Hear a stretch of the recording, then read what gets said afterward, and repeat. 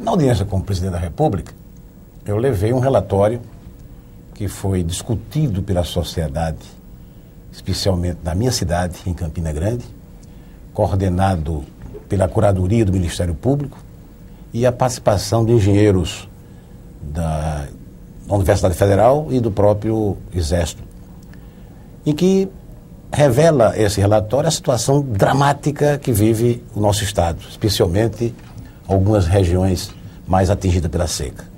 Campina Grande, por exemplo, é abastecida pelo açude Epitácio Pessoa, conhecido como açude Boqueirão, que tem 536 milhões de metros cúbicos. E esse reservatório está reduzido a 1/5 da sua capacidade.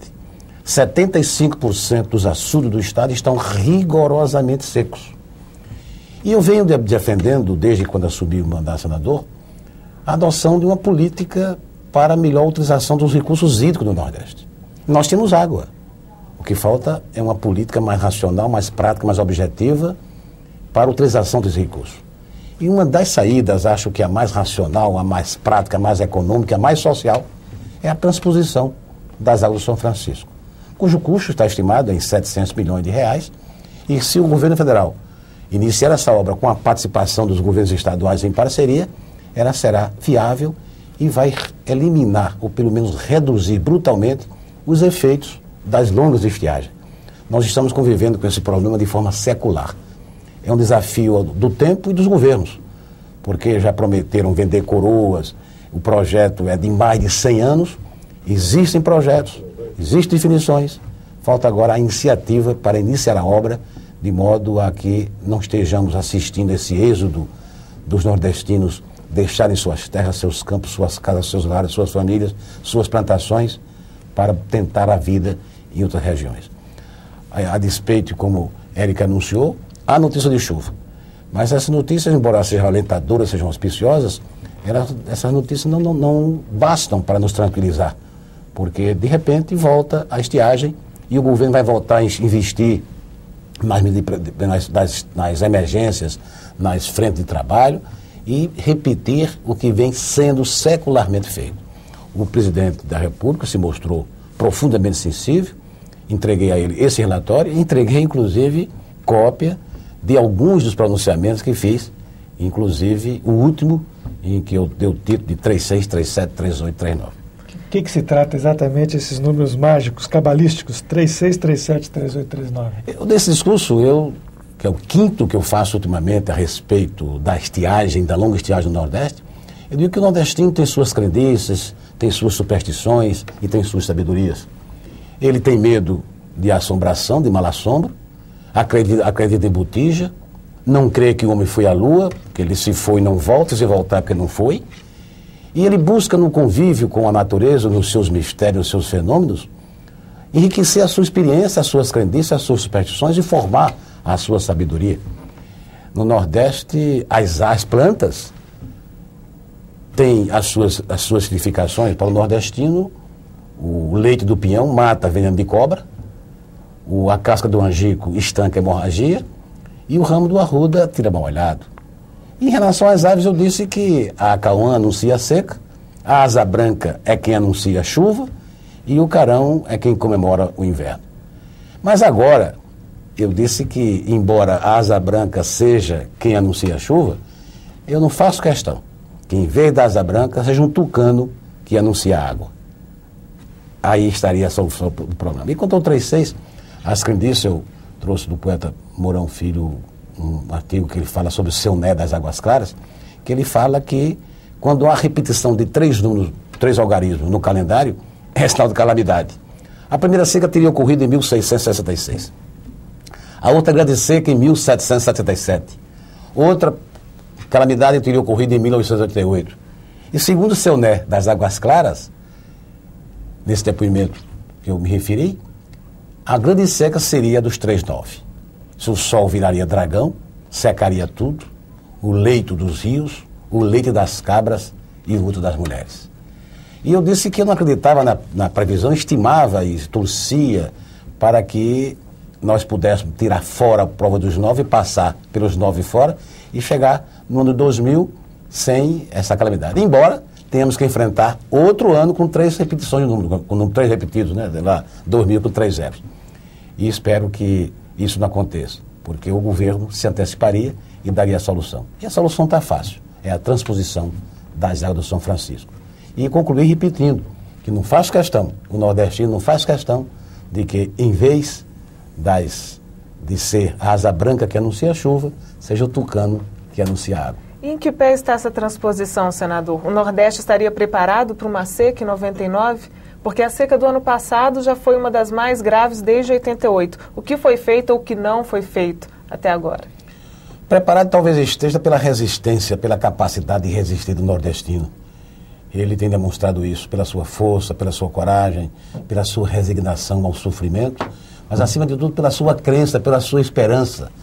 O nordestino é crente, e tão crente que ele estabelece até dia 19 de março, que é o dia de São José, o prazo para chover. E ele chega a pedir a São José que traga o São Francisco, como forma de alimentar a sua crença.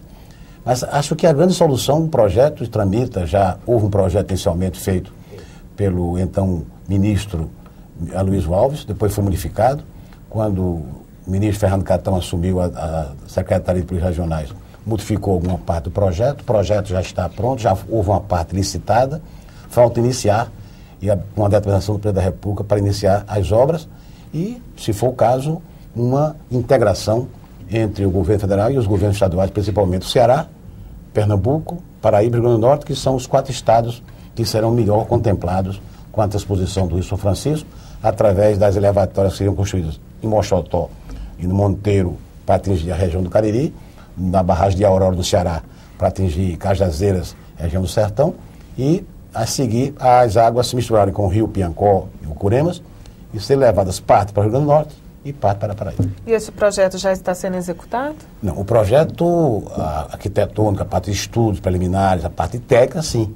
Agora, a execução da obra em si não foi iniciada. Agora, senador, recentemente um colega seu, o senador Lúcio Alcântara, organizou um seminário, coordenou um seminário no Ceará sobre a questão da seca no Nordeste. E a conclusão do seminário, que nós divulgamos aqui pela TV Senado, era de que a questão da seca não era o combate à seca como se vinha fazendo tradicionalmente, quer dizer, não é uma questão hídrica, é uma questão de água apenas. Que era preciso saber conviver com a seca e, se fosse só uma questão de água, já teria resolvido, porque já se construíram muitos açudes. Qual é a solução, então? Quer dizer, se não é só água, como é que resolve-se a questão? Porque no seminário ficou claro, por exemplo, que tem muitos açudes ao lado dos quais tem populações muito pobres, por exemplo. Quer dizer, não é só uma questão de água. O senhor concorda com essa avaliação? Concordo. Eu, quando governador, defendi isso de forma muito clara, muito enfática, muito incisiva. Não devemos combater a seca. Nós temos que aprender a conviver com ela. A seca é um fenômeno da natureza. Você não vai combater a natureza. Você tem que se adaptar a isso. Então, o problema não é de combater a seca. É utilizar de forma racional os recursos hídricos existentes na região, melhor aproveitá-los, com recursos financeiros para a utilização desses recursos hídricos, para irrigação e para estímulo à produção agrícola através de uma política de financiamento ao pequeno e médio produtor. A água nós temos, embora com espaços das chuvas e regiões reduzidas em chuvas, nós temos, por exemplo, na região de Cabaceiras, com um índice pluviométrico alarmante, um dos mais baixos da América do Sul, mas lá existe barragem subterrânea. Embora seja uma região árida seca, lá produz alho, que é um produto que só se adapta à região que tem a água. E foi possível se viabilizar essa cultura do alho através da utilização da água do subsolo, da barragem subterrânea. Os mananciais, os açudes seguidos a jusante das grandes barragens também foram construídos, mas sem a irrigação, sem a produção, porque existe um percentual muito alto de água que se evapora e a não utilização da própria água para irrigar e para ser melhor utilizada. Então, o que se deve defender é uma política de melhor utilização dos recursos hídricos. E o São Francisco, em vez de um percentual, grande percentual, ir para o mar, nós queremos que apenas 3% do seu volume d'água se estenda. Ele abre os braços para socorrer mais 4 estados fora a Bahia. Agora, a Bahia resiste a isso, né, senador? Não, a Bahia não é tão egoísta assim. Ela sabe que, em vez de dar para o mar, deve dar para o Ceará, ou para a Paraíba, ou para o Rio Grande do Norte. Quer dizer, na realidade, o medo que a Bahia tem, porque o São Francisco corta a Bahia pelo centro dela, é de que ela fique com menos água. Basicamente mas essa a questão. Tecnicamente já se mostrou que o volume d'água que seria utilizado seria mínimo, seria 3% apenas desse volume, e hoje o desperdício vai para o mar. Porque eu tenho até um poema que eu digo que os rios fazem curvas adiando seus encontros com o mar. E porque se ele não quer chegar ao mar, ele quer andar mais para beneficiar mais. Ele quer abrir os braços para outras regiões. E nada, não custa muito se levar esta água para o Ceará, para as bacias, como é o caso de Aurora, e daí levar para Paraíba, o Ceará e Rio de Pernambuco.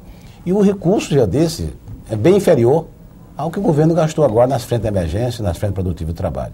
Se daqui a 2 anos gastar novamente outro tanto, já vai ficar muito caro. Então, hoje, é mais barato construir, fazer a obra, do que não fazer a obra. E hoje em dia, ainda com essa situação de seca, o que vem sendo feito? Continuam as frentes de emergência? Já está se trabalhando uma visão futura? Como está? As frentes de emergência continuam, não são razoavelmente lógicas até agora, porque houve uma concepção nova das frentes de trabalho, diferentemente daquelas famosas frentes de emergências, em que ao seu término não se havia nada de produtivo. Agora não, pelo menos há um sentido orientado de se fazer alguma obra de açudagem, de aproveitamento da mão de obra que o governo federal paga aos alistados da seca, os R$80 que eles recebem, para algumas obras mais ou menos de cunho econômico. Mas isso são obras paliativas, são obras transitórias, são obras que não resolvem o problema do êxodo rural, da fuga do homem do campo do Nordeste para os grandes centros, inchando as capitais, aqui Brasília, São Paulo, Rio de Janeiro, quando a transposição fixaria o homem à terra, daria melhores condições para desenvolver, a produção agrícola cresceria, a própria produtividade, o PIB do Nordeste melhoraria, enfim, a situação econômica do Nordeste melhoraria e com reflexo natural, uma decorrência natural por vida e consequência para os demais estados do Sudeste e do Sul do país. Agora, senador, quer dizer, nós estamos vivendo uma seca bastante forte, bastante acentuada, e nesse conjunto de medidas que o governo mandou para o Congresso recentemente de reorganização do governo, estava a extinção justamente do Departamento Nacional de Obras contra as Secas, o famoso DENOX. Como é que está essa história? A reação não podia ter sido outra por parte da bancada do Nordeste, dos deputados e senadores, porque no instante em que estamos gritando, apelando para soluções em relação à longa estiagem, como a transposição do São Francisco em obras que levem o homem a aprender a conviver com a seca, não nos parece lógico, não parece razoável, nem oportuno que se extinga um órgão que tem como denominação o Departamento Nacional de Obras contra a Seca. Embora essa denominação esteja errada e historicamente comprovada nesse simpósio a que você se referiu, e o senador Lúcio Alcântara fez isso, não devia ser Departamento de Combate às Secas, porque a gente não deve combater a seca, deve aprender a conviver com ela.